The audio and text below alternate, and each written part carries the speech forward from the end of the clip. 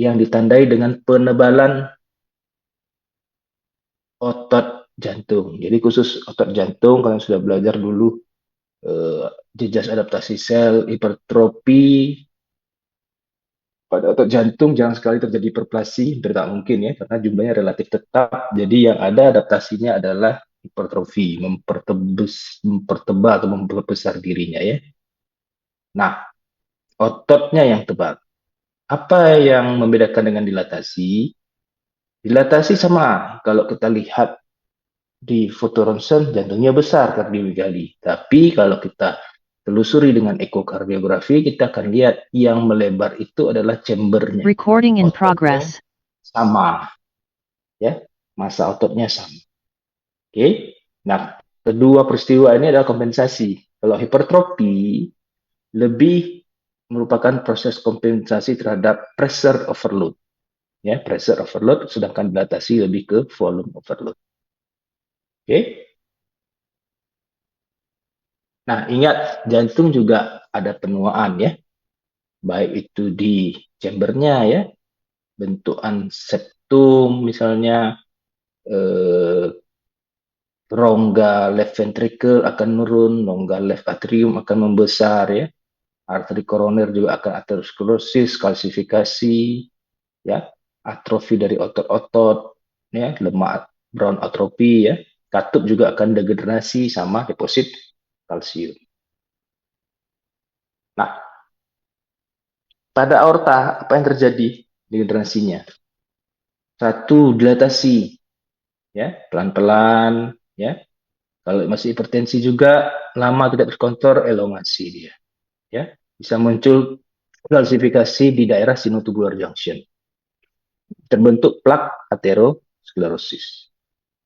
Nah, pertama penyakit yang kita bahas adalah tentang congestive heart failure. Ya, congestive heart failure adalah penyakit bahasa Indonesia penyakit jantung kongestif atau gagal jantung kongestif. Nah, apa yang terjadi? Ada failure, kegagalan ya beradaptasi terhadap Frank Starling mekanisme ya. Nanti baca sendiri apa itu Frank Starling. Artinya dia lanjutan dari kondisi patologi yang tidak selesai jatuh ke tahap akhir yang kita sebut dengan congestive heart failure. Di sini ada peran ya antinatriuretic polypeptide ya, renin angiotensin aldosterone system, katekolamiin release ya. Apa yang terjadi? Terjadi hipertrofi dan dilatasi. Nah, triasnya apa? Satu, sesak dia. Dua, bengkak ya. Boleh di soft tissue perifer yang nampak sebagai udem ataupun yang tersimpan akumulasi cairan di rongga-rongga ya. Yang berikutnya adalah takikardi. Nah, hipertrofi ya. Satu, pressure overload. Pressure overload, jadi ada beban. Misalnya left ventricle memompa darah melewati tahanan yang tinggi. Baik itu dari keluarnya katup aorta, misalnya aorta stenosis, ataupun hipertensi sistemik. Nah, lama-kelamaan otot ini akan kerja keras adaptasi dia, menebal ototnya. Ya, ciri-cirinya adalah dia menebal konsentrik. Konsentrik artinya semua sisi sama tebal. Ya, nah berbeda dengan dilatasi, chambernya yang melebar, ototnya masa otot tetap.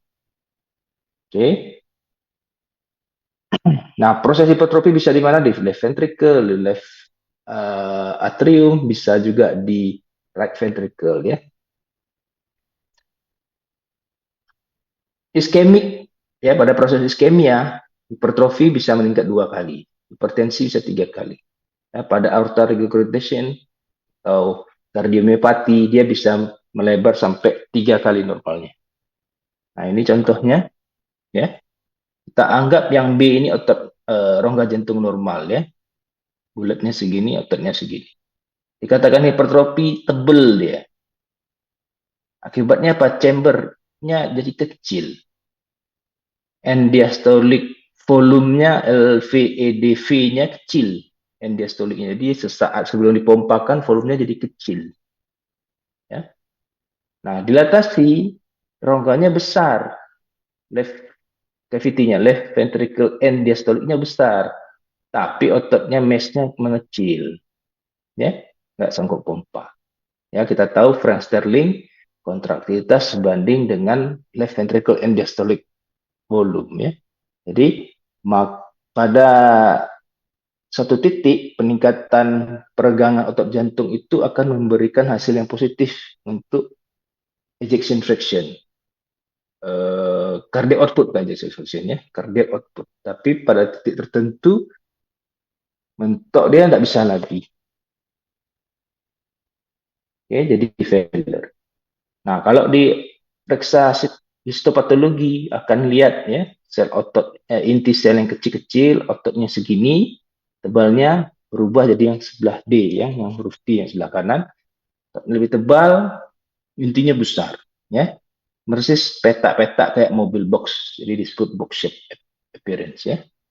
Nah, bagaimana mekanisme yang mendasarinya? Ya, contoh, ya, karena hipertensi, pressure overload, ada kelainan katup, ya, bisa berupa akibatnya bisa pressure dan atau volume overload. Karena penyakit jantung koroner terjadi infak miokard, ada daerah segmen dari otot jantung dari left ventricle yang tidak ikut kontraksi sehingga menyebabkan disfungsi daerah tertentu, terjadi volume overload. Jantung bekerja keras, ya, stretching, ya, wall stressnya meningkat, terjadi hipertrofi atau dilatasi. Ditandai dengan peningkatan massa dan ukuran dari jantung yang tadi, ya, peningkatan sintesis protein, ya, induksi dari gen, ya, untuk hipertrofi ataupun dilatasi, ya,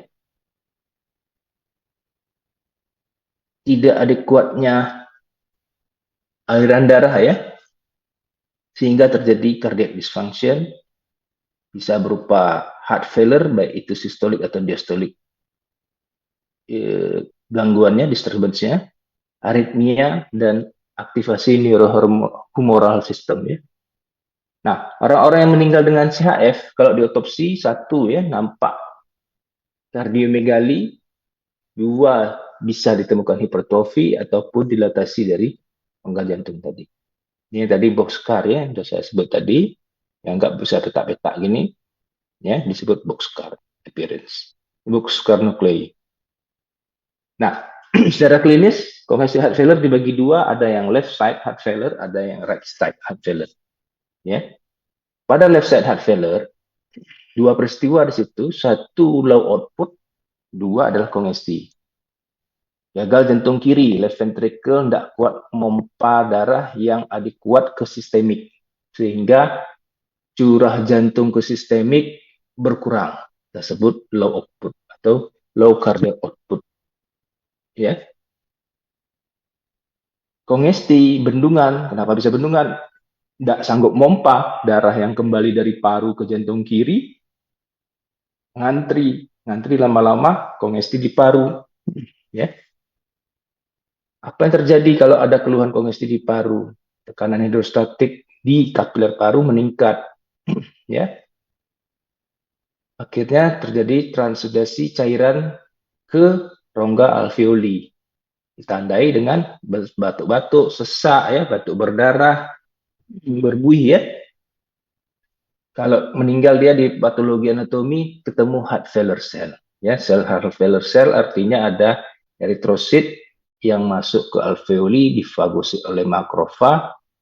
Makrofag tidak bisa degradasi dari pigmen hemosiderin, jadi makrofagnya terwarnai dengan pigmen hemosiderin, nampak kayak coklat-coklat gitu, kita sebut heart failure cell. Oke. Nah, pada ginjal apa yang terjadi? Tadi cardiac output-nya kurang, perfusi ke ginjal kurang. Berlanjut terjadi akut kidney injury, gagal ginjal akut, yang kausanya adalah prerenal. Oke. Respon ginjal apa? Respon ginjal melepas ini renin-angiotensin aldosterone system aktif, ya, retensi cairan, retensi natrium, akibatnya makin edem orang, ya. Nah, berlanjut ke otak gimana? Perfusi ke otak kurang, ya. Mulai gangguan kesadaran dari yang ringan sampai koma. Nah, ciri-ciri tanda-tanda awalnya mungkin sesak ya. Kalau aktivitas jalan agak jauh, cepat sedikit, naik tangga dan ngos-ngosan. Lama-lama duduk pun ngos-ngosan, ya. Bisa muncul sesak saat posisi tidur telentang. Kenapa begitu? Saat tidur telentang tidak ada pengaruh gravitasi lagi, ya. Darah dari rongga ketiga bisa kembali ke intravaskular. Akhirnya banyak yang kembali ke jantung, jadi sesak dia. Oke. Ciri-cirinya kalau tidur bantalnya tinggi, beberapa biji ya. Kalau rendah sesak. Nah, bisa muncul namanya paroxysmal nocturnal dyspnea ya. Awal-awal tiba-tiba terbangun tengah malam, sesak berat ya, kayak sensasi tercekik-cekik gitu. Duduk lama baru enak. Baru bisa lanjut tidur lagi sambil duduk. Oke. Nah, objektifnya kalau diukur ya, tekanannya dengan Swan-Ganz catheter ini diukur namanya pulmonary capillary wedge pressure, tekanan rata-rata di ujung arteri pulmonalis. Ya. Tekanannya lebih dari 15 ya. Tanda rata-rata orang bilang sampai 18 ya, batas dikasih batas ya, dikatakan tinggi. Nah, berikutnya adalah right side heart failure, gagal jantung kanan. Nah, gagal jantung kanan ini bisa lanjutan dari gagal jantung kiri ataupun problem utamanya, main problemnya adalah di paru. Kita sebut sebagai cor pulmonal. Nah, keluhannya apa? Keluhannya kalau hanya gagal jantung kanan, ya, simptomnya adalah simptom kongesti. Ya, kalau kita tahu ya, jantung kanan dapat darah dari vena cava inferior dan vena cava superior. Vena cava inferior dari ekstremitas bawah, ya, abdomen lewat sistem vena porta masuk ke vena cava inferior. Nah, akan terjadi kongesti di semua organ yang kita sebut tadi, ya, pada liver dan hepar dan spleen, ya. Kalau hepar sudah ada kemarin kita cerita kongesti, ada nutmeg liver ya, jadi kayak buah pala ada pecah-pecah perdarahan, ya. Bisa muncul asites, bisa muncul splenomegaly. Pada ginjal juga bisa. Nah, kalau pada rongga, perikat atau abdomen, peritoneum itu terjadi efusi, ya. Nah, pada ekstremitas bawah, udem. Nah, kita lihat ya yang kanan atas ini pelebaran vena jugularis externa yang kita periksa sebagai JVP ya, jugular venous pressure. Ini klinisnya kita sebut sebagai jugular venous distension. Vena jugularis externa akan muara ke interna, interna akan muara ke right atrium ya, atrium kanan. Oke. Nah, objektifnya kita ukur namanya CVP, central venous pressure. Normalnya di bawah 6, ini bisa sampai 10, 12 atau lebih bahkan ya. Nah, protorak ya. Kita lihat yang kan kiri atas ya. Ada efusi sedikit ya. Ada garis ini, kita sebut Kerlevy line, menandakan ini adalah udem paru awal ya. Nah, ini yang kita bilang tadi, heart failure cell, nampak ya. Coklat-coklat adalah alveolus. Oke, ini tadi nutmeg di spleen ya. Oke, tentang congenital heart failure. Next kita masuk ke congenital heart disease ya. Penyakit jantung kongenital. Nah, penyakit jantung kongenital ini ada kegagalan ya, kegagalan dan gangguan di masa perkembangan jantungnya. Embryogenesis pada minggu ketiga sampai ke-8 kehamilan. Seringnya muncul lesinya tunggal, tapi bisa kombinasi ya. Tunggal itu maksudnya salah satu lesi aja. Salah satu kelainan. Nah, kadang-kadang penyakit jantung kongenital ini tidak terdeteksi saat lahir karena dia asimptomatis. Seiring dengan pertumbuhan, baru muncul simptomnya. Insiden cukup besar ya, 1-2% di Indonesia, hampir 2%, 1,8 gitu ya. Oke, seiring dengan banyaknya perkembangan teknologi, dokter makin banyak, deteksi dini akan makin banyak kita ketemu yang begini-begini. Nah, apa aja bentuk kelainan kongenital jantung? Banyak sekali. Nah, yang lebih sering yang ditampakkan ini. Ya, nomor satu yang paling sering VSD, diikuti dengan ASD, diikuti dengan PDA. Yang tidak biru, asianotic congenital heart disease ya. Di yang defek-defek ini, ya, ilmu bodohnya dia asianotik. Kalau yang depannya TTT sampai 5T, itu biru-biru-biru-biru. Oke. Kalau yang biru yang paling banyak apa? TOF, tetralogy of Fallot ya. Diikuti oleh lain-lainnya. Ya. Yang lain sangat jarang, paling banyak adalah tetralogy of Fallot. Nah, apa kausa penyakit jantung mengmental? Salah satu kausanya adalah gangguan di genetik. Ya, contoh trisomi 21 atau Down syndrome itu sering identik dengan CAVSD. CAVSD itu atrioventricular septal defect ya. Lex-nya adalah infeksi saat kehamilan oleh TORS ya, toxo, rubella, cytomegalo sama herpes ya. Next-nya adalah teratogen ya. Obat atau sesuatu zat yang teratogen sifatnya ya. Nah, secara klinis congenital heart disease dibagi dua ya, lesi L to R shunt, pirau kiri ke kanan, dan pirau kanan ke kiri, right to left shunt. Kalau L to R shunt, ya kiri ke kanan berarti darah sisi bersih campur ke yang kotor. Nanti masuk ke paru lagi, tinggi lagi oksigennya. Berarti klinisnya orangnya tidak akan biru. Ya, tapi akibatnya apa? Darah yang bolak-balik ke paru meningkatkan tekanan di kapiler paru, akhirnya akan masuk ke stage terjadinya perubahan kapiler paru, kita sebut dengan pulmonary hypertension. Ya, pulmonary hypertension ini progresif ya, irreversible. Suatu saat tahanan di paru sangat tinggi, tekanan di intrakapilernya, shunt itu bisa berubah arah dari kanan ke kiri. Ya, kita sebut sebagai Eisenmenger syndrome. Oke. Nah, kalau yang right to left shunt, darah yang miskin oksigen masuk ke sirkulasi sistemik. Menyebabkan apa? Ya, biru pasti. Prognosis ya.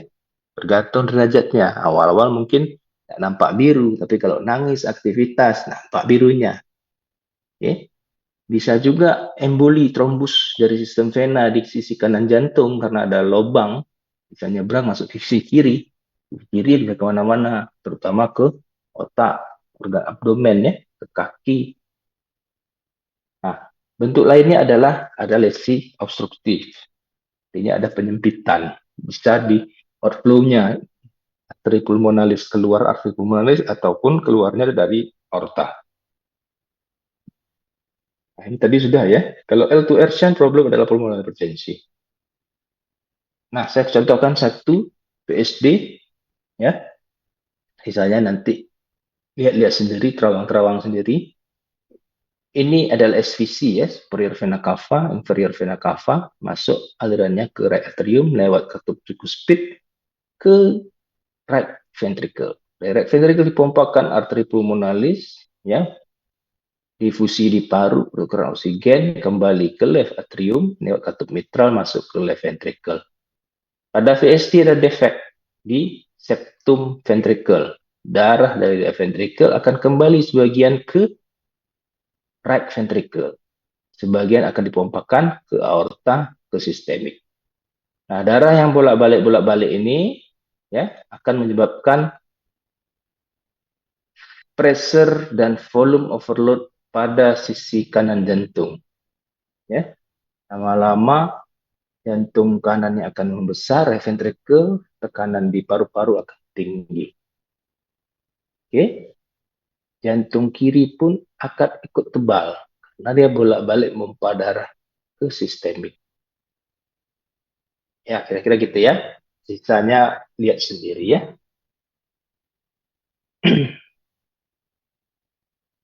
Untuk non-cyanotic heart failure, satu ASD ya, ASD banyak bentuk, ada defect di septum atrium yang menghubungkan antara left atrium dan left ventricle. Dibagi beberapa macam, ada yang primum, lesinya dekat katup AV ya, mitral tricuspid, sering disertai dengan defect pada katup mitral, disebut mitral cleft.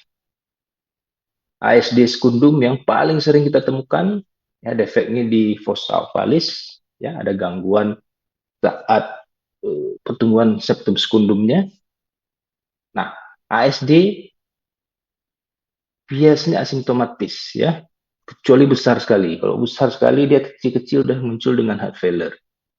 Ya, kalau dia agak kecil ya di bawah 2 cm mungkin ya di bawah 20 mili mungkin usia prasekolah. Kalau di bawahnya lagi mungkin waktu besarnya ya, dewasa muda, kadang dewasa tua dia baru datang dengan keluhan yang lain ya.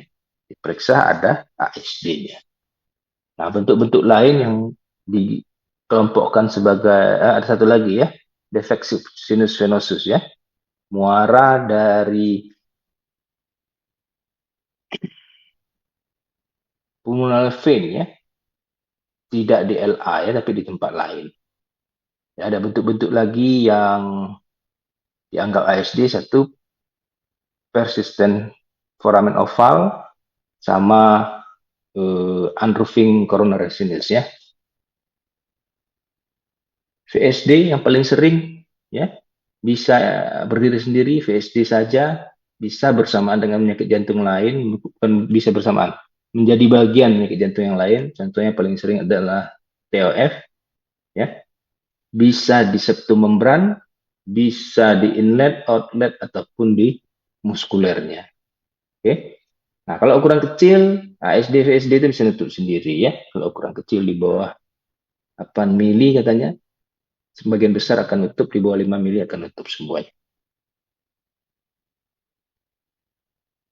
Oke, ini contoh ya. Ini aorta, ya arteri pulmonalis. Nah, jadi darah dari left ventricle yang sini, ini right ventricle, mau ke aorta ada, tapi bisa lewat lubang ini ke right ventricle. Inilah lubang VSD.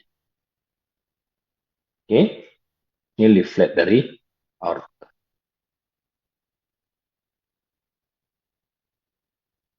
Next adalah patent ductus arteriosus, ya prinsipnya kita dekat murmur, masih ada murmur sistolik, diastolik, sistolik, diastolik. Oke. Nah, PDA ini kan ductus arteriosus ini kan normal ya saat kita di intrauterin normal. Dia akan nutup dalam 24 jam setelah kelahiran seiring dengan kita mulai bayinya mulai bernafas ya, akan terjadi kontraksi dari smooth muscle di ductus arteriosus yang dibantu oleh prostaglandin. Nah, pada kondisi tertentu PDA ini adalah penyelamat pada penyakit jantung bawaan yang sifatnya sianotik, sehingga perlu dipertahankan justru ya pada kondisi sianotik, dipertahankan sementara dengan obat ya agak panjang dengan stenting, dikasih stent, dipasang ring di PDA-nya, jangan nutup ya. Pada yang non sianotik, nah dia harus ditutup ya. Awal-awal mungkin dicoba dengan obat, kalau gagal ditutup dengan device, sudah dengan alat ataupun dengan pembedahan. Next, atrioventricular septal defect. Jadi ada defect di septum atrium dan ventricle ya, disertai dengan kelainan katup ya. Di sini nggak disebut mitral tricuspid lagi, tapi lebih ke AV valve ya, atrioventricular valve.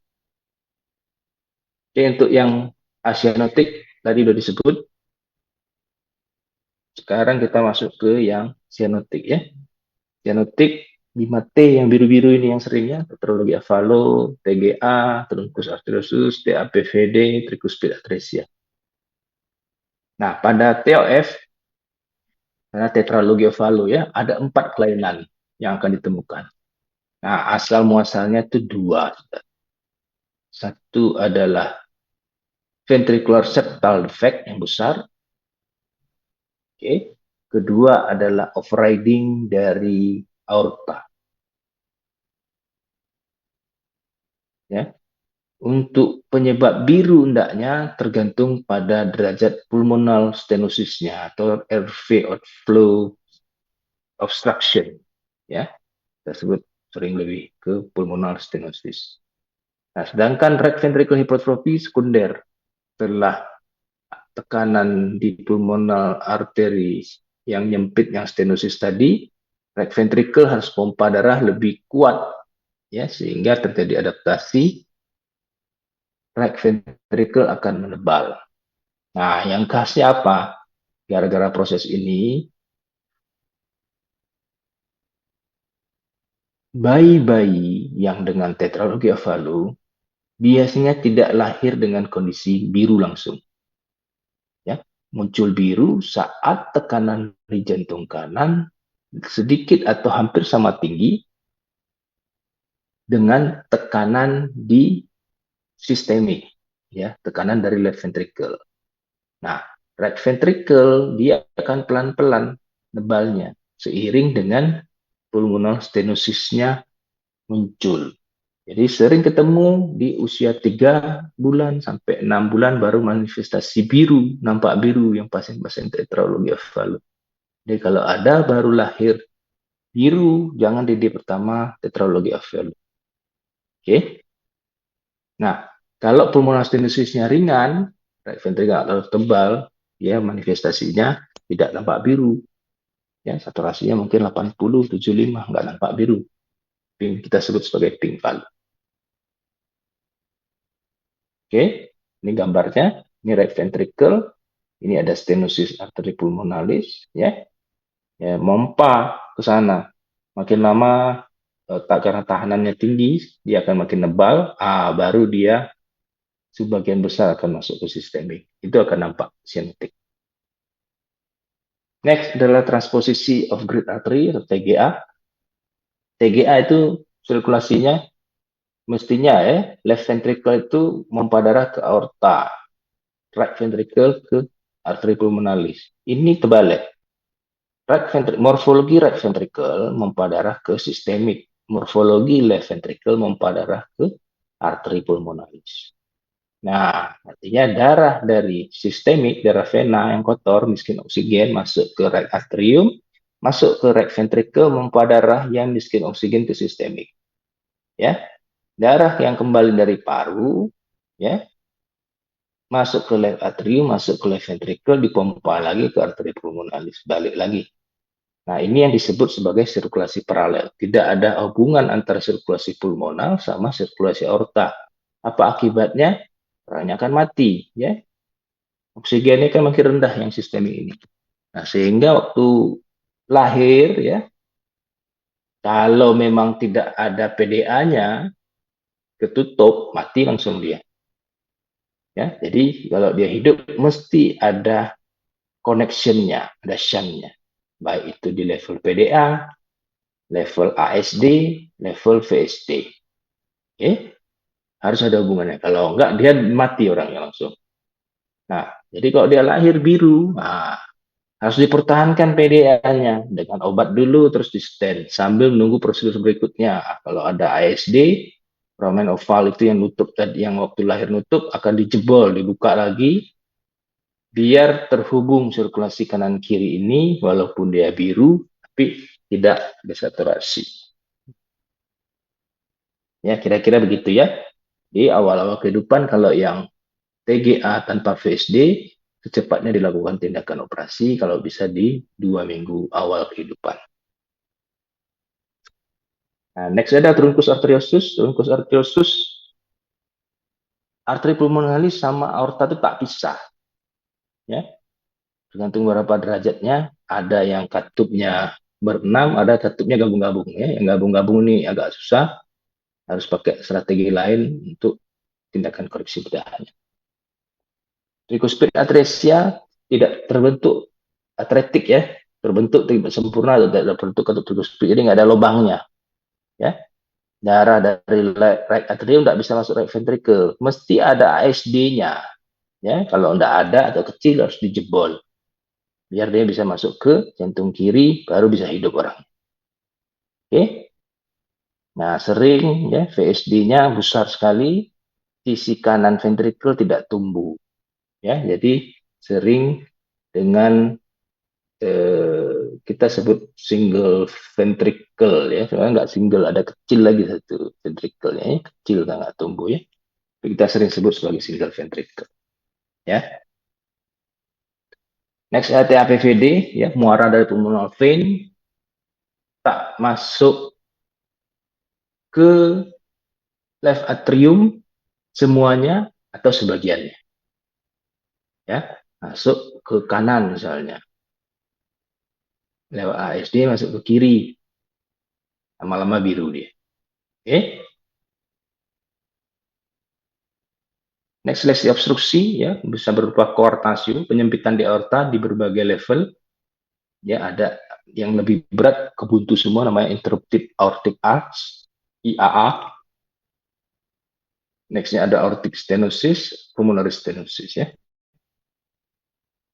Cork, ya, penyempitan, ya, mestinya dari aorta arcus descendent itu plong. Nah, ini ada jendol ini, nah, ini nyempit, ya. Oke, keluhannya apa? Karena pompa jantung kiri lewat aorta itu tahanan tinggi, lama-lama ini nebal, failure. Failure. Nah, berikutnya simptomnya apa? Ekstremitas bawah. Ya, ekstremitas atas kan dari langsung subclavia. Subclavia, trunkus brachiosepalus, subclavia. Tensinya bagus mesti tekanannya. Terus bawah lewat yang nyempit. Nah, tensinya lebih rendah sih. Ya, pulsnya mungkin pelan sekali atau tidak terang. Oke. Pulmonary stenosis. Ya, kadang-kadang nggak simptomatis kalau ringan, ya. Kalau berat baru simptom, ya. Penggal jantung kanan, ya. Aortic stenosis, ya, bisa di mana aja levelnya, katup, sebelum katup, setelah katup, ya. Keluhannya gagal jantung, ya, failure. Sekian untuk congenital heart disease, kita masuk ke ischemic heart disease, ya. Ischemic heart disease dalam artian penyakit jantung koroner, ya. Spektrumnya dibagi, ya, dari hanya keluhan angina pectoris, ya. Kalau jadi mati otot jantungnya kita sebut myocardial infarct. Nah, kadang-kadang sedikit, ya, tidak sampai mati semua, nggak ada keluhan minimal, chronic ischemic heart disease, yaitu pada kondisi suatu saat congestive heart failure, ya. Atau kalau berat, kesumbat agak banyak, gangguan pompa atau gangguan irama, mati dia. Oke. Nah, kita kenal secara klinis, ya, ada ACS, ya, acute coronary syndrome. Apa aja ada acute myocardial infarct, ya, STEMI, non STEMI, ya. Satu lagi unstable angina pectoris. Oke. Nah, apa penyebab ischemic heart disease? Nomor satu, 90%, ya, mesti ada aterosklerosis, ada pengapuran pembuluh darah koroner. Oke. Pengapuran ini yang akut, ya, akut coronary syndrome, biasa terjadi ruptur plak atau perubahan plak akut sebetulnya. Kadang-kadang yang presmistal angina itu baru vasokonstriksi pada unstable angina pectoris, ya, WAP, ya. Sekali-sekali trombus, ya. Nah, apa yang terjadi perubahan pada plak itu adalah terjadi ruptur plak. Jadi plak yang sudah ada, yang hampir membuntu, terjadi fisur, celahnya pecah, ya. Akibatnya ekstraselular matriksnya kontak dengan platelet. Ya, kita tahu dulu udah belajar tentang trombosis, kalau ada kontak itu akan teraktivasi faktor ekstrinsik, ya, faktor kontak, terbentuklah trombosis. Jadi lumennya itu ada plak karena ruptur kontak jadi trombosis, membuntu total jadinya. Nah, ini yang menyebabkan akut miokard infark karena oklusi totalnya. Oke. Nah, ya, mestinya lumennya segini, bulat besar, ya. Ini ada plak nih, mungkin 60%, 70%. Nah, tiba-tiba ada celah pecah nih, fissure, ya. Robek dia. Perdarahan, kontak darah sama extraseluler. Bentuk trombus. Nah, trombus.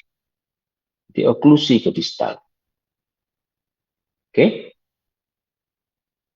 Nah, ini proses inflamasi ya, dibaca aja. Posisi. Nah, bagaimana terjadinya suatu aterosklerosis pada arteri koroner? Sama di semua tempat ya. Pertama, LDL ya, LDL lemak kolesterolnya tinggi, LDL-nya tinggi, banyak lewat sirkulasi. Nah, endap-endap sini pelan-pelan lewat difagosit oleh sel makrofag di sini ya.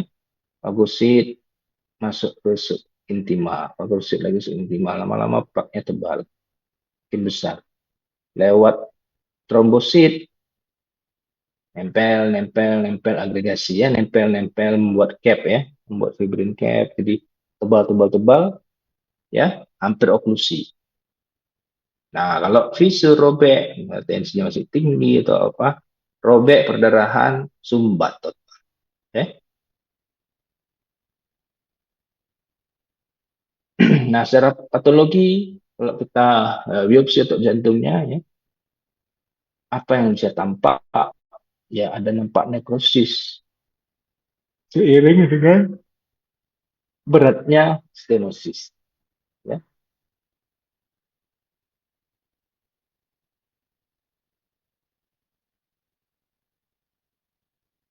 Next adalah angina pectoris. Angina pectoris ini keluhan, ya, simptom nyeri dada khas, ya, substernal, dihimpit, menjalar, bisa ke leher ke tangan kiri,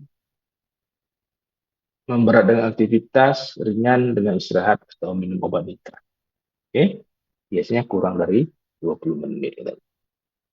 Nah, tidak ada infak. Kalau ada infak, sudah akut menyebabkan infak. Jadi EKG-nya nggak boleh ada estelipasi, mestinya. Tidak boleh ada estelipasi, ya. Nggak boleh ada kelainan itu. Ya, ada tiga bentuk, stable, unstable, dan presnatal angina. Stable baca sendiri, unstable apa, presnatal baca sendiri. Ya, saya sudah paham.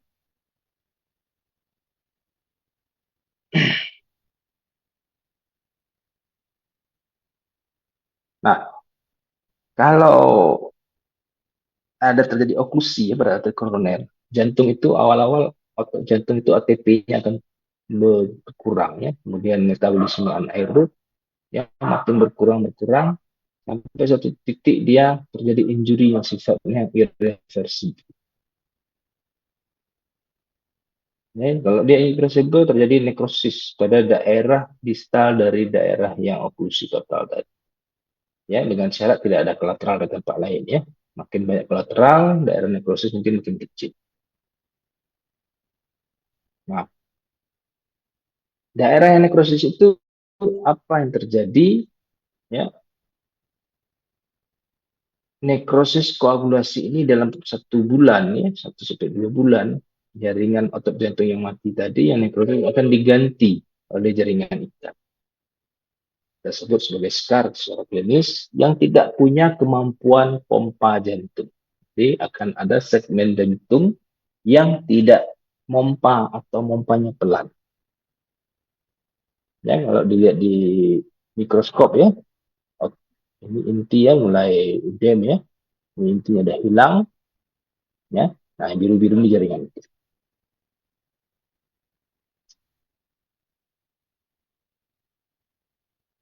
Next ada reperfusi. Reperfusi dalam artian gini. Kalau ada oklusi, saat ada oklusi distal jaringan di daerah jaringan distal dari daerah oklusi akan mengalami iskemia ya.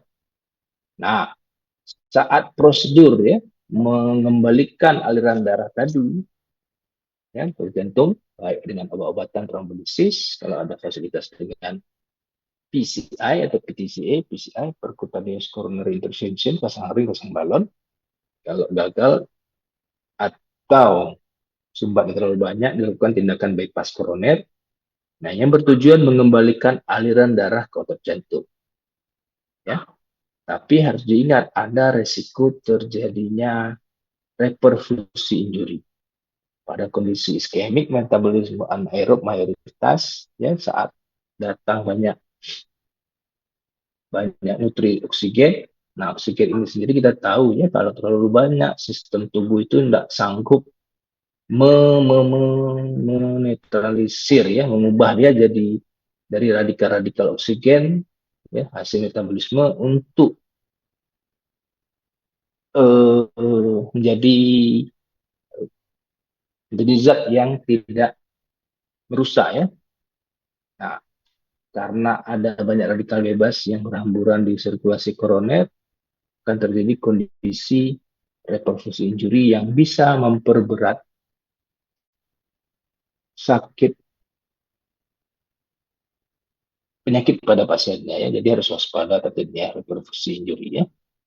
Nah, perlu diingat ya kalau jaringan otot jantungnya sudah mati ya, dikasih kembali perfusi pun tak akan kembali sisi yang segmen yang nekrosis tadi.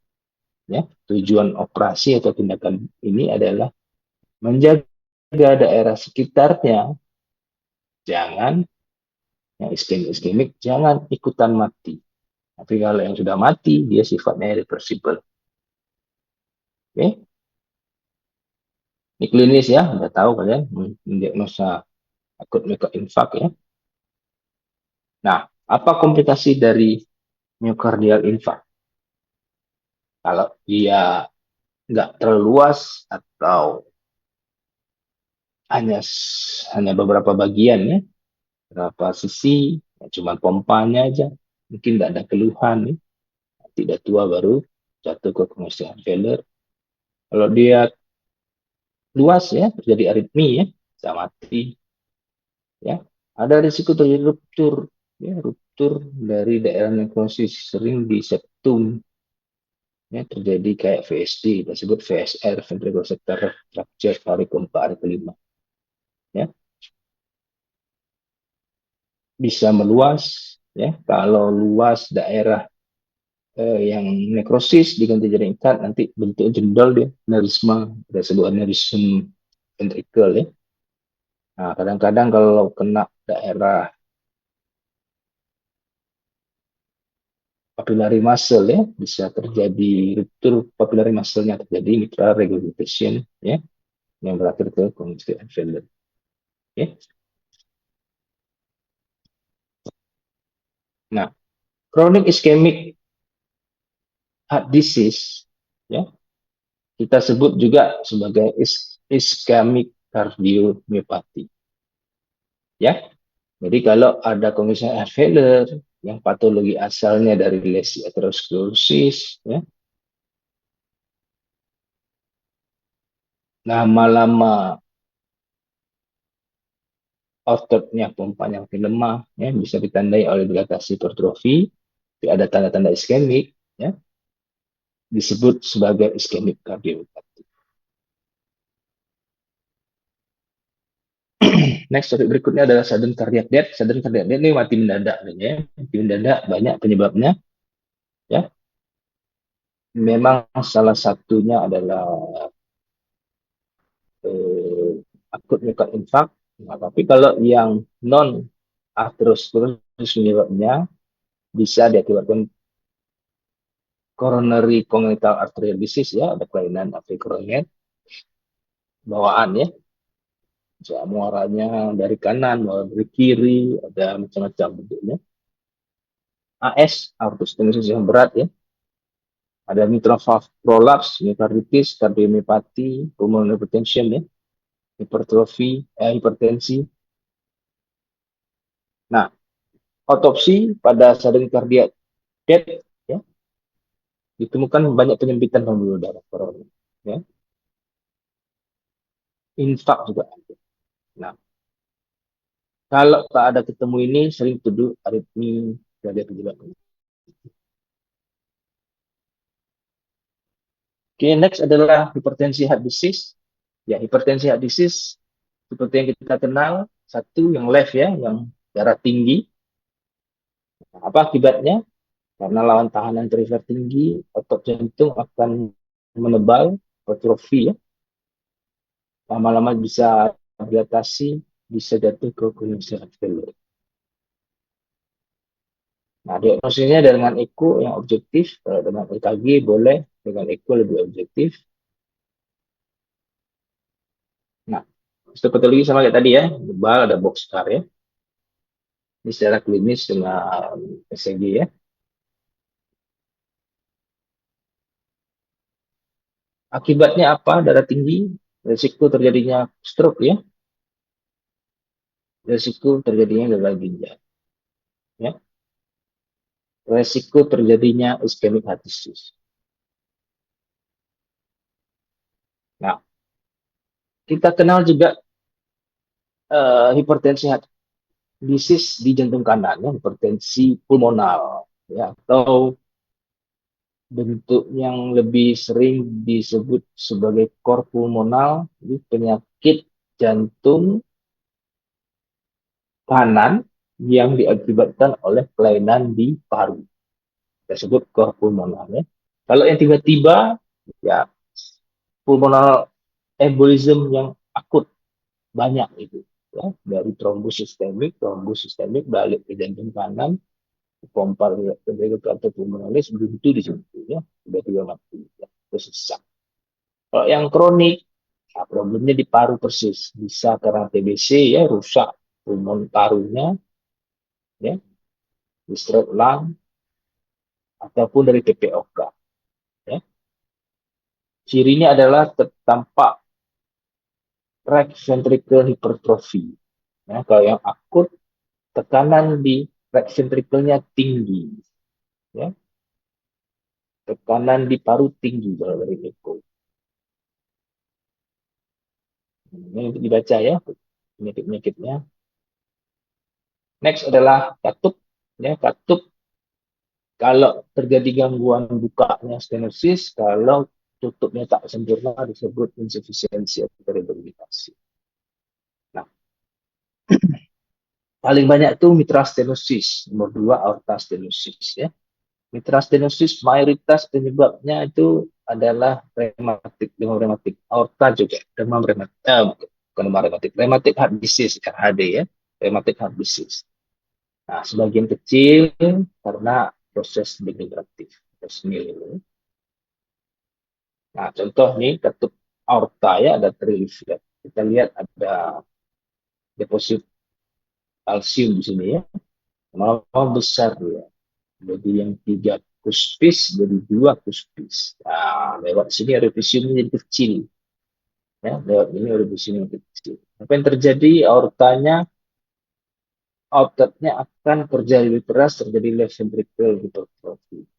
Ya, otot yang besar perlu perfusi koroner yang cukup. Sementara yang keluar sedikit saat diastol yang mengisi ke koroner sedikit. Jadi bisa keluar simptom dia penyakit jantung koroner yang iskemik. Ya, kalau terus jadi heart failure. Ya. Jadi matinya sebagian karena jantung koroner, karena tebal perfusi koroner tidak cukup, ya. Karena tebal otot pompa kerja keras perlu energi banyak pompa lewat darah yang sedikit balik di diastolik mengisi koroner yang sedikit, ya, mati. Nah, regurgitasi ya. Kalau regurgitasi lebih banyak mitral. Sebabnya banyak ya. Salah satu adalah proses degenerasi ya. Degenerasi selain rematik disease ya. Aorta dia itu kalau pada aorta regurgitasi harus lihat ya ukuran aortanya. Sering itu besar sekali dan harus mati sekali. Ya, terutama pada orang-orang dengan Marfan syndrome ya, sehingga harus diganti sebagian aortanya.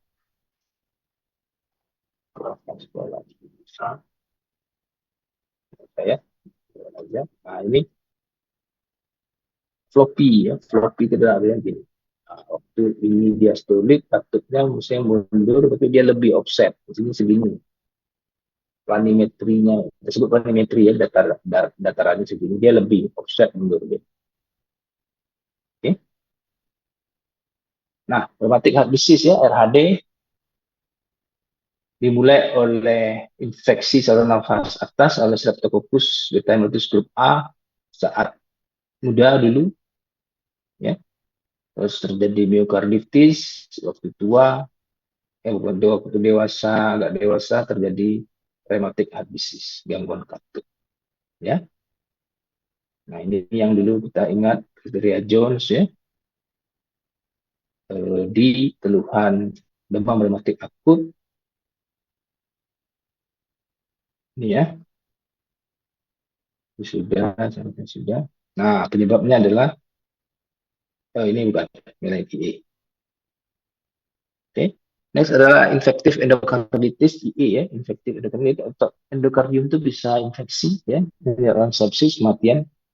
Nah, penyebab utama adalah Streptococcus viridans ya. Nextnya adalah kuman yang tergolong dalam grup HCEC ya. HCEC ini Haemophilus influenza, Actinobacillus, Cardiobacterium, Echinella, Kingella. Ya, HCEC grup ya. Nah, endokarditis akan terbentuk namanya vegetasi ya, bulat-bulat ini ya, di dekat katup. Kalau dia terbang, nah menyebabkan emboli sistemik.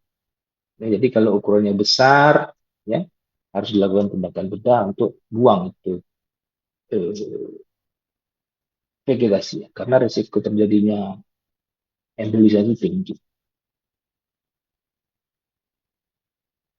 Ya, kriteria diagnostik ya, kriteria diagnostik dari IE, bentar ya.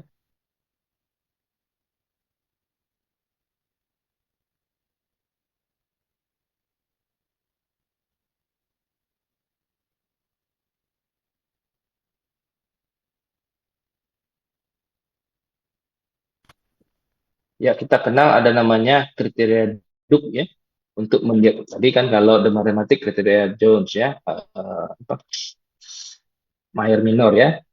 Ini untuk IE ada DUK kriteria ya, ada major, minor ya. Major adalah artinya ada positif hasil kultur kuman IE ya, hasil eko menunjukkan ada kecurigaan ke arah IE ya, gambaran ekonya. Minornya lihat-lihat lesi-lesi ini ya. Nah, ini lesi-lesinya.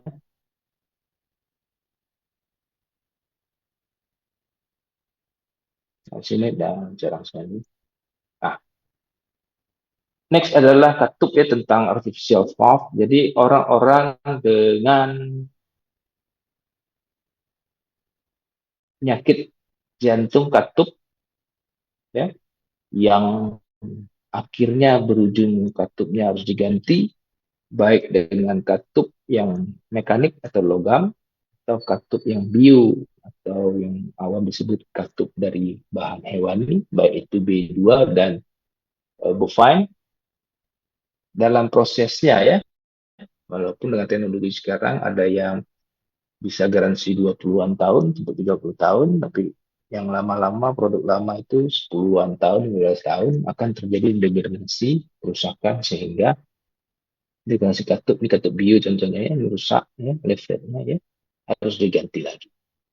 Ya, itu semua sangat terkait sama mekanisme safe dan non safe yang ada di tubuh kita. Next adalah kardiomiopati. Kardiomiopati dibagi tiga ya, dilatasi, hipertrofi, sama restriksi. Sama-sama nggak sanggup pompa pada akhirnya. Ya, kalau dilatasi, problemnya pompa sistolik. Hipertrofi, rongganya kecil, jadi pengisiannya yang bermasalah. Ya. Restriktif, diastolik ini juga. Ya, ini gambarnya dilatasi besar chamber OLV-nya, pompanya nggak sanggup. Ya. Hipertrofi, chambernya kecil, pompanya kuat, ngisinya yang sedikit, and diastolic volume. Oke, jadi baca ya apa penyebabnya. di YouTube. Ya, download aja ya. Nanti baca-baca aja ini. Miokarditis ya, inflamasi biasanya penyebabnya virus ya. Ini satu lagi ya. Pasien-pasien yang kemoterapi ya. Ini obat-obat kemo ya, adrenaline, siklophosphamid harus di Eko ya, Eko untuk evaluasi potensial toksisitas obat kemo terhadap tertentu ya. Jadi harus di Next adalah perikardium. Perikardium rongga antara epikat sama antara perikardium, epikat sama perikardium ada rongga, rongga perikat. Normal ada cairan sedikit ya. Kalau banyak ada kondisi yang kita sebut sebagai efusi. Kalau banyak sekali menekan fungsi pompa tamponnya ya.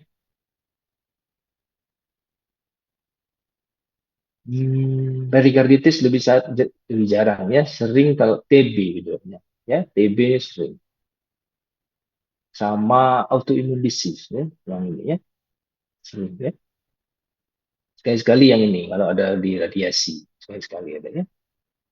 Nah ini banyak banyak jaringan nekrotik yang lengket-lengket sehingga perikatnya lengket sama epikat.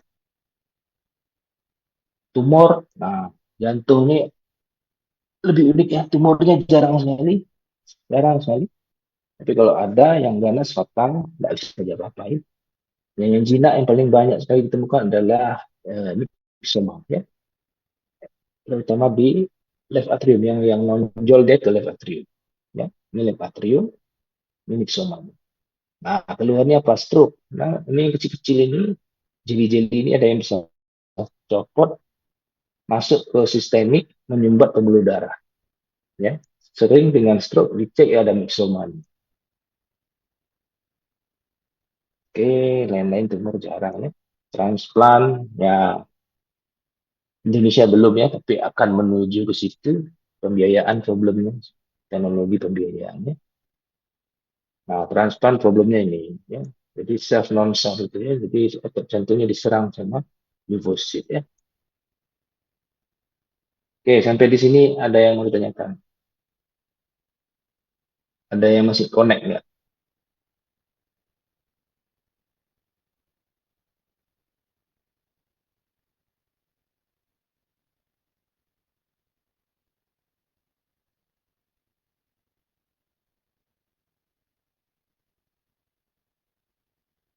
Ada yang mau ditanyakan? Masih connect atau terlalu terawang-awang? Ya, saya yakin nggak jelas. Terlalu cepat, topik banyak. Nah, connect nanti baca lagi. Ada yang tanya? Ada berapa orang nih? 86. Saya kurang juga. Total berapa? 100 berapa?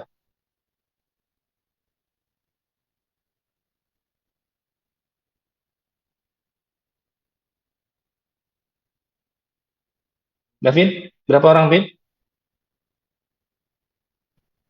Yang hadir dokter 50 86 mahasiswa dokter Satu yang kelas, hadir. satu kelasmu berapa orang? Kalau untuk kelas kecil 12 orang dokter. Bukan, kelas A dan B kalau digabung ada berapa orang? Ini AB kan? Ya, dokter. Aduh, berapa ya? Satu angkatanmu berapa ITR itu. mahasiswanya? Satu angkatanmu berapa mahasiswanya?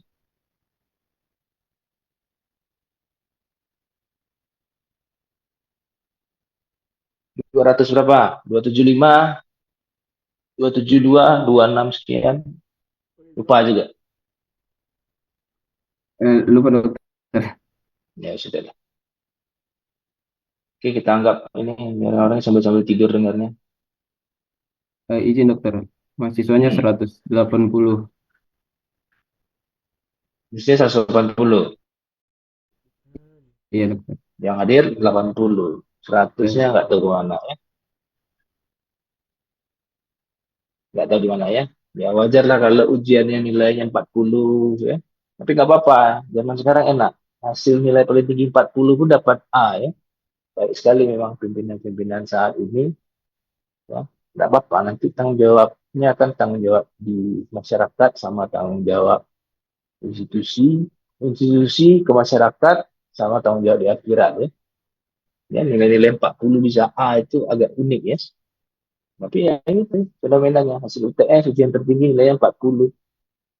Ya, nggak tahu nih. Tapi A ujungnya biasanya A biasanya. Oke lah. Next adalah tentang pembuluh darah ya. Arteri, vena, limfatik ya. Kita tahu arteri otot lapisan medianya lebih tebal. Itu aja. Yang lain bisa kita skip. Ini sudah ya terhadap injury, trombus ya, sudah di bab sebelumnya. Ingat pada pembuluh darah bisa terjadi kelainan kongenital juga, banyak bentuknya ya. Yang terkenal arteriovenous malformation ya, bisa juga yang stroke usia muda ada aneurisma di arteri di otaknya, kita sebut sebagai Berry aneurysm. Nah, next penyakitnya adalah atherosclerosis, sudah tadi ya, paling banyak bentukannya. Patogenesisnya sudah saya cerita tadi, jadi kita skip aja ya. Dokter, Yes. Apa tuh? PT-nya belum Nggak ada. nampak? Iya, belum ada. Oh, nggak kelihatan ya? Iya, dokter. Buset, gila. Nggak ke-share ya? Sudah ya? Sudah, dokter. Terima kasih, dokter. Oke, ini sudah ya, atherosclerosis dibaca lagi, sama cerita tadi, betul plak dan lain-lainnya. AHD juga sama. Ya. Nah, aneurisma dan diseksi. Aneurisma artinya pelebaran pembuluh darah ya, lebih dari 1,5 kali normal. Ya. Secara terminologi dibagi dua. Ada yang namanya true aneurysm, ada yang false aneurysm. False aneurysm mestinya aneurisma kan pelebaran all layer ya, ada tunica intima, media, epifisia. Nah, false aneurysm atau pseudoaneurysma itu sebenarnya dia bukan aneurisma, tapi melebar pembuluh darah karena ada hematom yang terjebak antara adventitia sama media. Jadi ada lubang di tunica intima media ya, darah di adventitia. Jadi adventisianya aja yang melebar, intima sama media enggak. Soalnya itu klot hematom, hematom itu ada darah di situ. Ya, nah, beda dengan diseksi. Apa? Diseksi robek. Robek dalam artian itu tak mesti yang kamu lihat ruptur. Ruptur itu pecah. Robek itu artinya layer tunika intima sama media itu pisah. Penyebab diseksi banyak sekali. Oke, okay? Nah, diseksi bisa robek sepanjang aorta ya, yang besar ya, bisa robek semua. Terpisah antara tunika intima sama media. Nah, akibatnya apa? Macam-macam. Kita lihat. Ya, ini true aneurysm all layer ya. Kalau false aneurysm bersih robek intima media ini. Dia masuk ke jebak. Oke, yang pertama adalah aneurisma aorta abdominal. Nomor satu penyebabnya adalah hipertensi ya. Biasanya asimptomatik, kalau udah besar sekali, sakit-sakit perut ya. Kadang-kadang datang, pecah, mati. Kadang-kadang ketemu tidak sengaja, tak mau operasi, tunggu mati. Oke. Disertai banyak atherosclerosis plak dan trombus ya. Trombus. Nah, ini contohnya ya. Aneurisma melebar besar, ya, dibelah ada nampak trombus, plak atherosclerosis. Ya.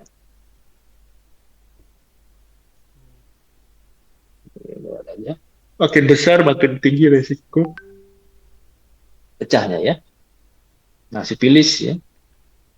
Sifilis stadium 3 ya. Mestinya ada jarang penyakit-penyakit ini. Tapi mungkin jadi masih ada ya. Itu dibaca aja. Nah, diseksi aorta ya. Diseksi aorta nomor satu hipertensi. Ya, kalau usia muda ada sindrom Marfan syndrome. Marfan syndrome ini ada gangguan genetik ya di pembentukan ekstraselular matriknya. fibrilin, misalnya fibrilin nggak apa. Jadi dia lebih lemah, ya. Jadi gampang aneurisma, gampang diseksi. Nah, diseksi mesti ada tearnya, ada robekan intimanya, titiknya bisa di mana aja. Ya. Nah, setelah robekan titik robek ini, darahnya masuk ke antara intima media layer, terus bisa ke bawahnya. Atau backward, naik ke atasnya. Ya.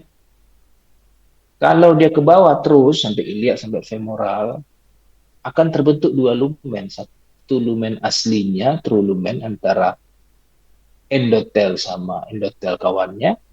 Satu lagi antara belakang endotel sama media belakangnya, ketika medianya ya. Nah, kalau yang dapat darah dari endotel, dari true lumen, oke, organnya nggak iskemik. Tapi kalau dia dari vas lumen, lumen satu lagi, bisa jadi terjadi iskemik kalau perfusnya nggak cukup. Dua, kalau true lumennya kebuntu total, terjadi iskemik benar-benar kemungkinan.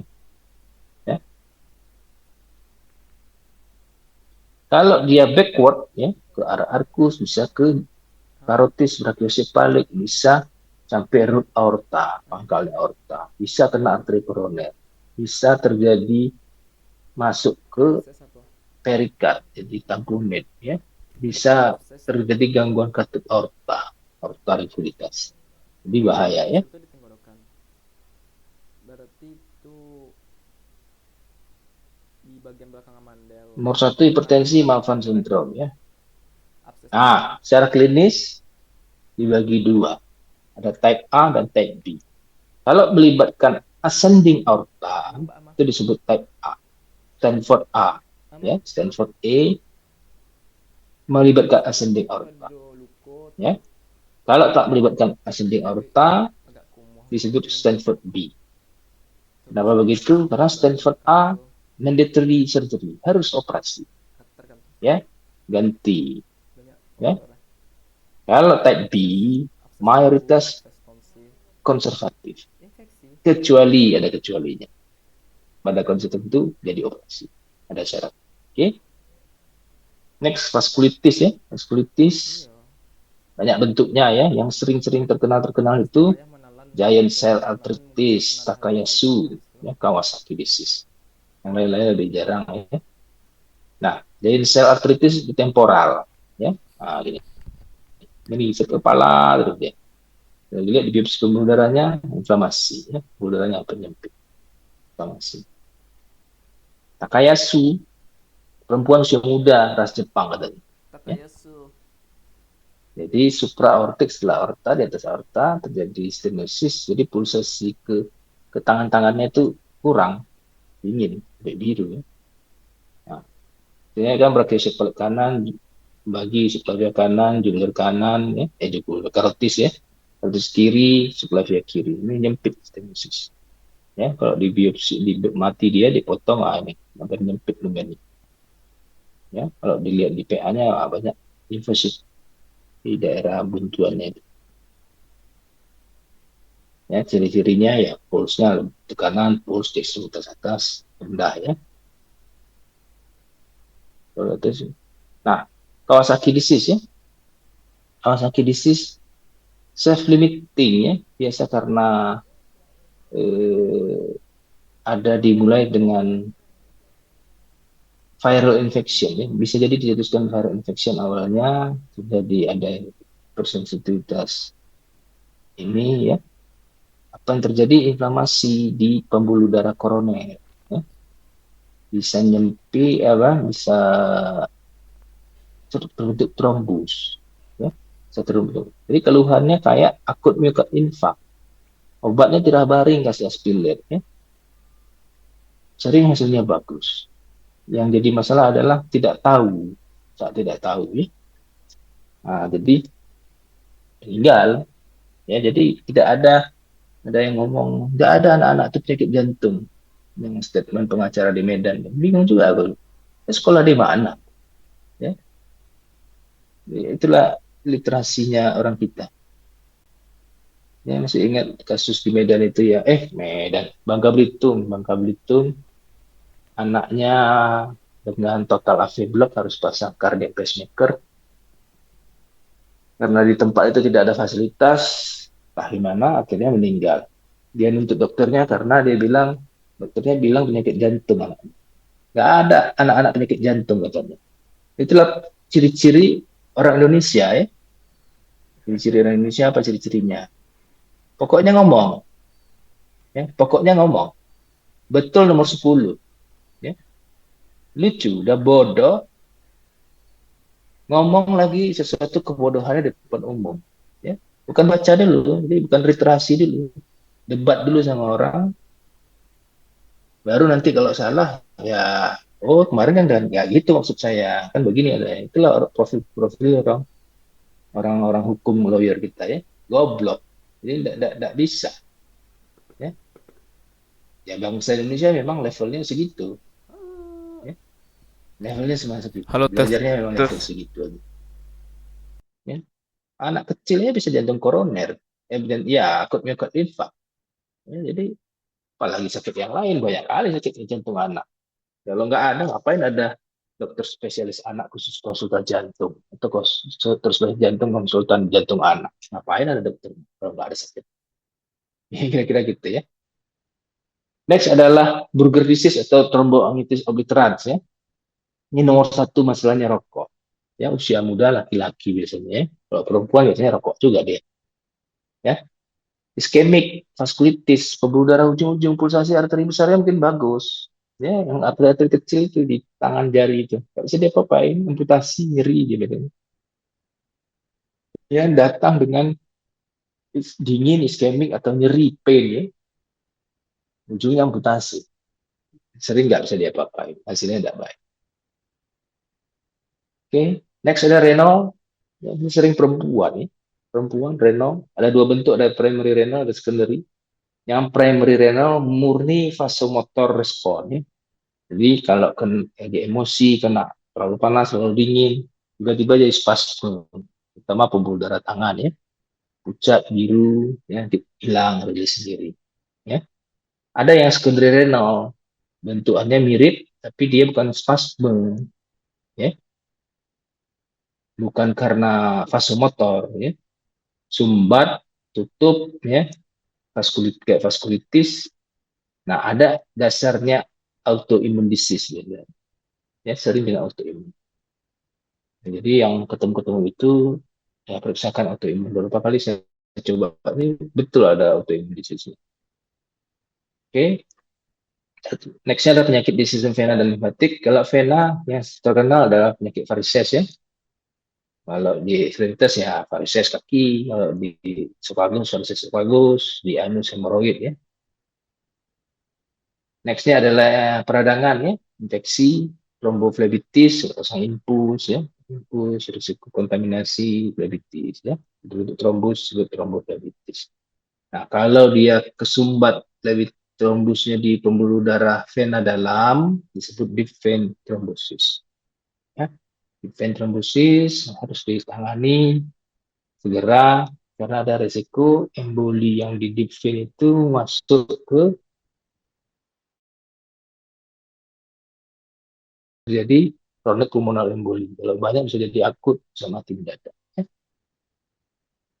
Nah, limfangitis, limfodem ya, limfangitis kayak kalau ada infeksi di jari, kaki misalnya, kelenjar getah bening di pangkal pahanya membesar, dari muka, ya. Itu juga di tangan, itu limfangitis ya. Next limfodem, bekak, ya kalau dicari penyebabnya, problemnya limfatik. Ternyata udah di hemodynamic disorder ya.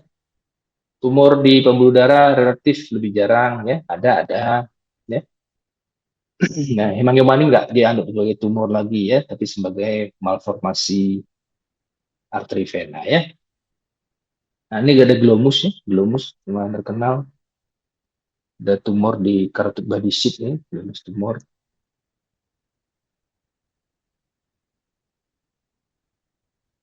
Oke, saya rasa itu aja untuk vaskuler. Untuk vaskuler ada pertanyaan?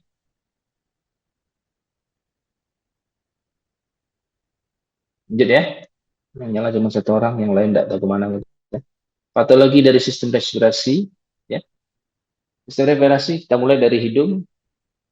Hidung satu rinitis ya, batuk pilek biasa, ya, sering kausanya virus. Alergi, rintis alergi, ya. Bangun pagi bersin-bersin, dingin sedikit bersin, nggak debu bersin-bersin, sumbat ya.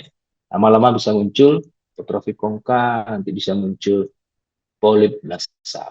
Ya, polip nasal beda sama hipertrofi konka ya, harus bisa dibedakan.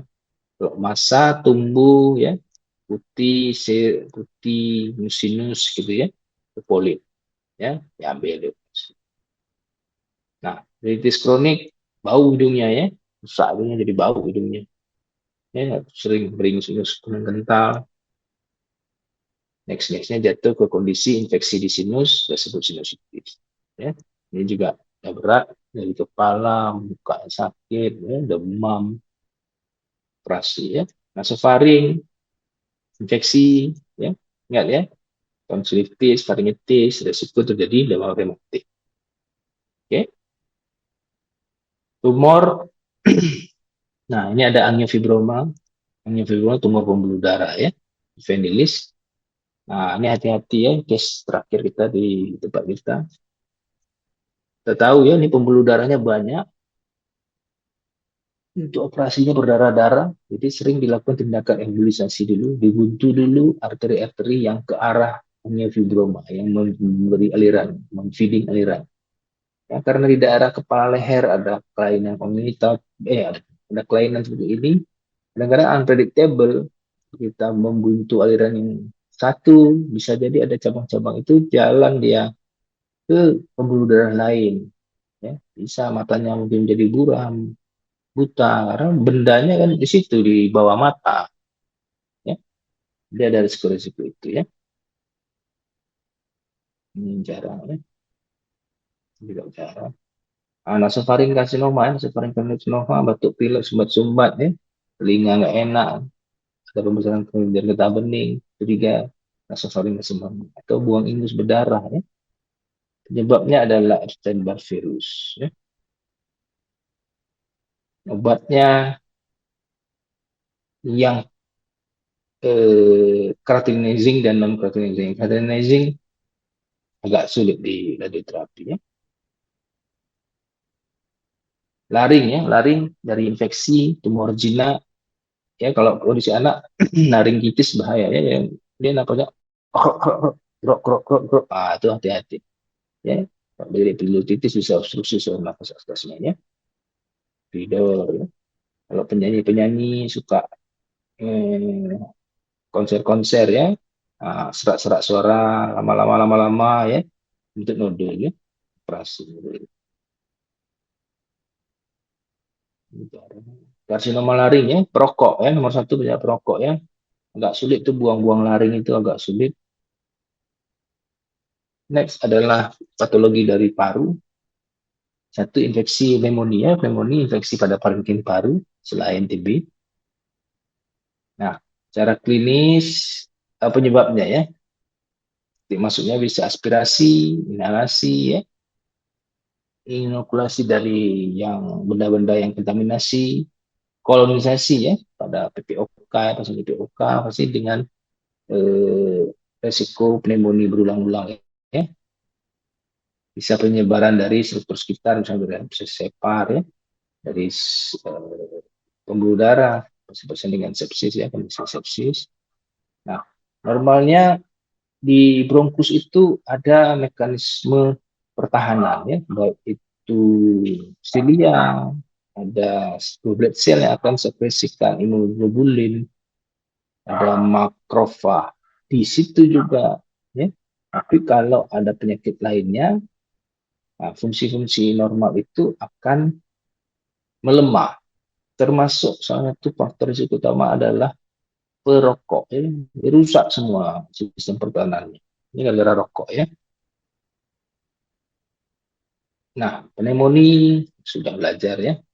Tapi secara klinik, secara dibagi lobar sama apa? Bronkopneumonia. Kalau pneumonia lobaris satu lobus kena, satu lobus ya.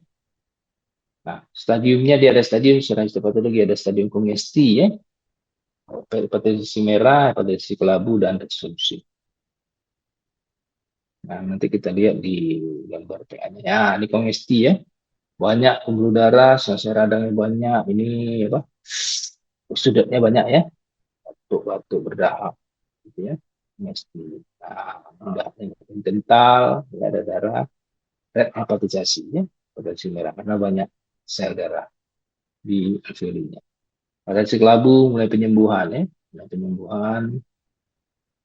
Nah, ini lobar pneumonia hepatitis merah ya, itu menyebutnya. Ini hepatitis kelabu di biru, abu-abu. Nah, kalau bronkopneumonia sering pada anak-anak ya, becak-becak aja ya, nggak satu lobu sini ya, disebut bronkopneumonia. Nah, kita lihat becak-becak, becak-becak, bronkopneumonia. Ini sebab saya radang.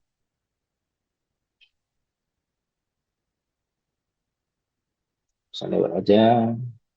Nah, komplikasi pneumonia ya, bisa muncul abses, ya, bisa muncul pleuritis berakhir sama emphysema, sepsis, kematian ya.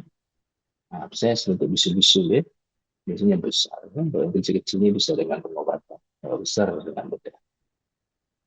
Telektasis kolaps paru ya, akibat tidak terisi udara. Ya, bisa sumbat di internal atau kompresi eksternal sehingga lumen bronkusnya ke tekan. Ya. Akibatnya ya segmen paru di situ yang nggak perfusi, ada perfusi tak ada ventilasi, nggak bisa pertukaran, ada aliran darah tak ada pertukaran oksigen. Emfisema ya, ini PPOK ya, parunya lebih kembang dari normal, alveolusnya lebih belar ya, tapi pertukaran oksigennya jelek. Jadi dia sesak ada pertukaran oksigennya, banyak bentuk ya. Bronkitis kronis, batuk produktif lama, lebih 3 bulan, dahak terus, ya, gangguan di mukosiliar, asma, terkait untuk imun ya, apa? Imun lah ya, sensitivity ya. Kita tahu kalian bronkiektasis, infeksi awalnya rusak bronkusnya ya, lapisan muscle sama elastisnya rusak ya, jadi dia kayak serang tahun gitu ya. Biasanya nggak satu titik aja, banyak titik ya, sama demam, batuk-batuk berulang ya, batuk infeksi dalam nafas berulang ya. Ini penyakit paru kerja sudah kemarin ya, silikosis, antrakosis, asbestosis ya. Tumor paru. Nah, tumor paru secara umum bagi dua dulu. Ada yang namanya primary lung cancer atau bronchogenic carcinoma, ada yang metastasis. Ya, metastasis 5%. Ya. Bronkogenik ini tumor paru primer ya. Nomor 1 penyebabnya rokok, kontak polutan. Ya. Nah, secara umum dibaginya bentuknya banyak. Oke. Secara klinis cuma perlu 2. Small cell lung cancer dan non small cell lung cancer. Kenapa begitu? Small cell lung cancer prognosis buruk. Obatnya cuma kemoterapi, radioterapi. Non small cell prognosis lebih baik. Obatnya kalau di stadium awal bisa dioperasi, bisa sembuh-sembuh. Ya, bukan sembuh sih. Prognosisnya baik. Survival rate nya 10 tahun, 10 tahun, 10 years survival rate ini sangat baik sekali. Ya, kalau stadium awal. Kalau dia telat, ya kombinasilah kemo dengan radiasi.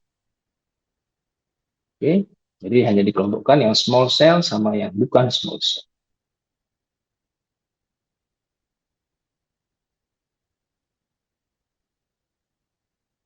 Yang non small cell ya, non small cell bentuknya satu squamous ya. Jadi sel squamous.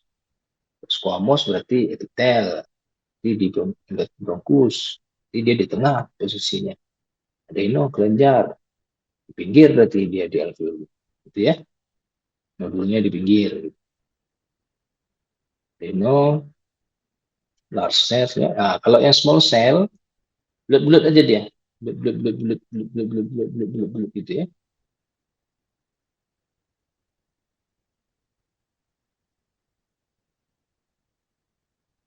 Nah, ada yang disebut paraneoplastic syndrome. Paraneoplastic syndrome ini orang ada tumor paru, tapi ada kelainan di tubuhnya yang tak bisa dijelaskan koneksinya sama tumor primer. Macam-macam ya.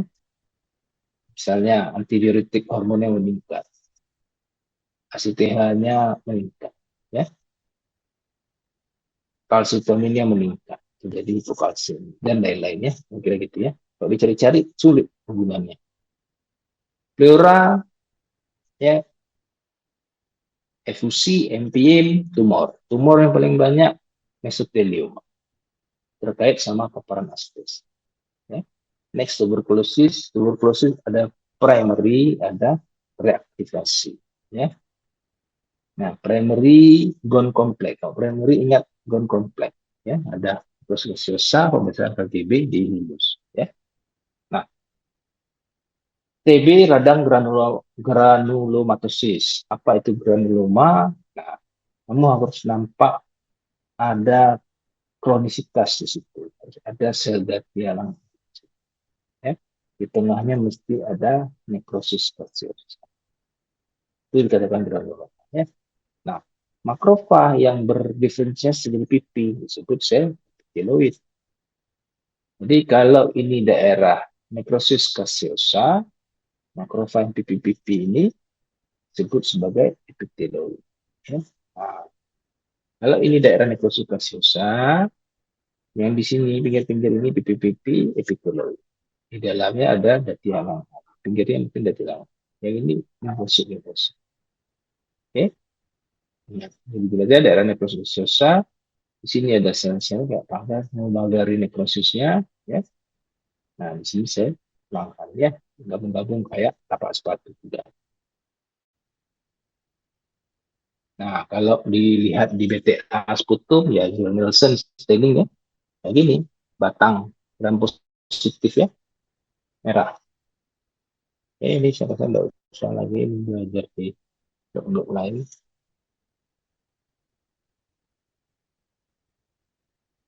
Ya, sendiri reaktivasi ya. Nah, kavitas ya, paru-paru bolong. Ini terus daerah nekrosis kalau di ekspektorasi ya, batuk berdarah ya keluar isinya, misalnya ya tinggal kavitas, cavity ya, rongga ya, beresiko terjadi infeksi sekunder dengan jamur. Nah, next bentuknya miliary TB di interstisial paru ya, luas, bentuk berat dari TB ya, kecil ya, kuning-kuning kecil ya. Nah, TB ini ingat ya, bisa di mana aja ya, bisa di paru, bisa di luar paru. Di luar paru di mana? Semua tempat bisa ya, semua tempat bisa. Ya, epididymis, suprarenal, ya, adrenal, otak, ya, ginjal, spine, itu sering-sering deh, seringnya. Intestine. Nah, yakin saya terlalu cepat, bingung, nggak jelas, baca buku. Kalau baca sekali, tambah bingung biasanya, tambah nggak jelas. Tapi kalau bisa ngulang 5-6 kali, saya rasa akan lebih mudah memahami tentang materi tadi. Saya nggak ngerti connect dengan blognya. Blognya udah mulai dulu. Kalau ditarik di semester 3 terlalu dini. Blog belum sampai anatomi, belum sampai fisiologi, belum sampai. Ditaruh semester 4, blognya udah duluan. Ya, blog kardiorespirasi udah ya. Siapa? David ya? Sudah dokter, iya. Ya kan? Nah, udah keduluan blog klinisnya. Saya tak ngerti memang kurikulum di tempat kita ini alurnya gimana. Mau dikasih terlalu di semester 3 dibilang terlalu cepat, belum anatomi fisiologi, sudah patologi, dikasih di semester 4, blok klinisnya udah lewat. Sudahlah, anggap aja ada puzzle yang antah berantah posisinya, kamu susun sendiri dalam otakmu, puzzle-puzzle ini sambung menyambung. Karena jembatannya ilmu klinis harus masuk immunologi dulu, atau fisiologi dulu, baru nyambung ke ilmu klinis. Ilmu klinis sudah masuk, ya sudah kita anggap memperkuat ilmu klinis. Puzzle-puzzle yang tadi mungkin waktu blok kardiorespirasi dulu kok bingung-bingung, berusaha mudah-mudahan bisa tersambung dengan materi hari ini. Ya, saya kasih masukan lah untuk buka prodi kita yang ahli medical education, kok masih centang berenang kurikulum dan direvisi beberapa puluh kali, beberapa ratus kali mungkin. Apa nggak ada yang peduli? Kalau tak peduli, nggak ngerti. Yang nggak peduli sebenarnya adalah mahasiswanya kok menurut saya. Ya. Mahasiswa sekarang yang penting nilainya dapat A ya, David ya. Kamu dari mana? Papua mana? Barat. Dari Papua Barat dokter, dari Manokwari dokter. Manokwari ya. Papua Barat apa Barat Daya? Papua Papua, Barat bagi dua sudah kan? Papua Barat dokter, iya. Papua Barat Barat ya. sudah begitu. Manokwari kepala burung ya. Manokwari Iya kepala dokter, burung atau kepala burung ya? iya dokter. Ya oke lah. Kalau satu-satunya on cam kamu yang ikut menyimak yang lain, saya yakin sambil-sambil nyambil yang lain, ada yang sambil main game ya, sambil tidur, sambil jalan-jalan. Nggak mungkin di takjil jam segini. Oke, kalau tidak ada pertanyaan, saya kira sekian ya materi sudah saya kasih ke komting yang satu lagi. Nanti minta aja lebih baik baca jangan dari PowerPoint, baca buku.